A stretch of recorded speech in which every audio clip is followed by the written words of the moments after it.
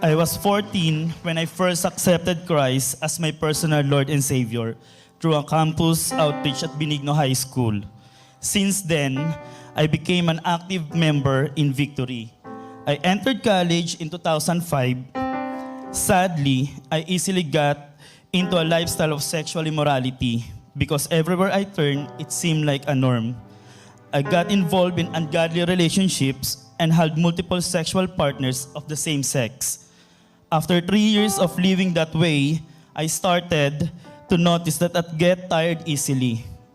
I immediately suspected it had something to do with my lifestyle of promiscuity. So in September 11, 2008, I decided to have myself checked at the Manila Health Department. Fear, anxiety, and guilt started to set in. And then I heard the most dreaded diagnosis. I was HIV positive. It felt like the end of the world. I was devastated. I was just in my third year in college and I felt my life was already over. I knew once I had a person was found HIV positive, he is positive for life. I contemplated on ending my life because what was the point of living? But I couldn't bear the guilt of that as well. So instead, for the next 3 years, I poured my life on the work in the hopes of forgetting my sickness. However, several symptoms started to appear. I was very prone to respiratory diseases. About 20 boils would erupt on my skin at one time. It became very painful and I couldn't hide it anymore through painkillers. What was more painful than the physical manifestations was the pain of having to hide the truth from my family. I was their hope for a better life. I was afraid to face the fact that I failed them. I was afraid of rejection. Another year passed before I decided to go back to church and be involved in a volunteer ministry. I joined the Sunday 2 and 4 p.m. ushering ministry. The singles from the team would go out for fun after we served together. Because of the relationships that we were built, I felt accepted.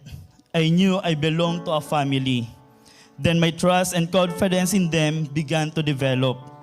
After 5 long years of silence about my condition, I decided to share with them what I was going through. They did not reject me. Instead, they prayed for me.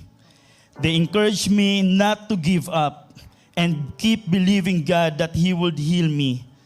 Even at the back of my mind, it was impossible for my condition to get reversed.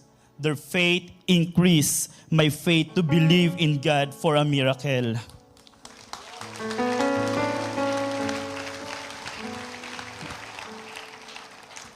Their faith in God was so strong that they encouraged me to have myself tested again.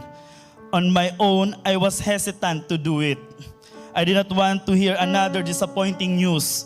But on February 4, 2014, they took me to RITM Manila to have myself tested. Before the results came out, I prayed to God and asked for His grace to accept whatever the results may be. I promised myself that I was going to cooperate with the doctors for the proper medication. I already wasted 5 years of not getting the treatment that I needed.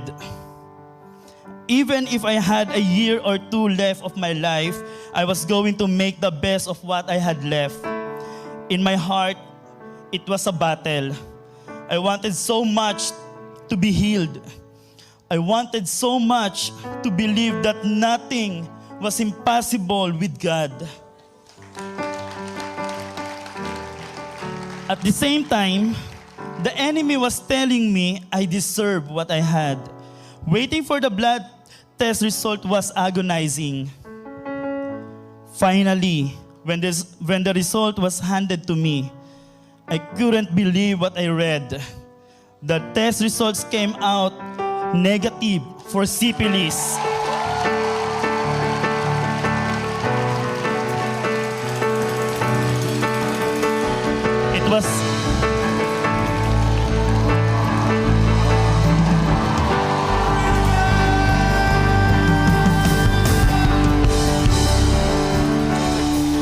It was negative for HEPA, and most of all, it was negative for HIV. It was so overwhelmed. We were so happy and started crying and praising God for what He has done in my life. In spite of my sinfulness, He chose to be my healer.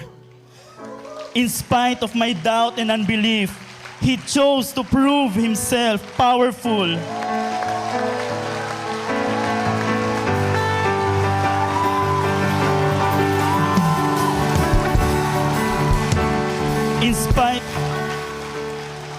In spite of my shame, He chose to lift me up from the filth I was in.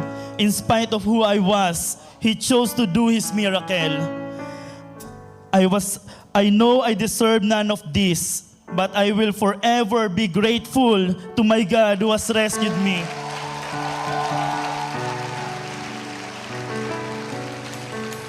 I'm Jaime Cabrera, and God promised me in Jeremiah chapter 29, verse 11, that He has great plans for me.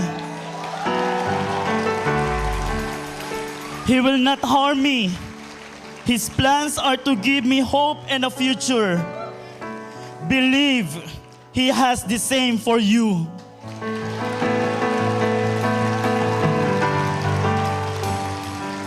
Today, I am a committed follower of Jesus, and I will give the rest of my life to bring Him glory and honor.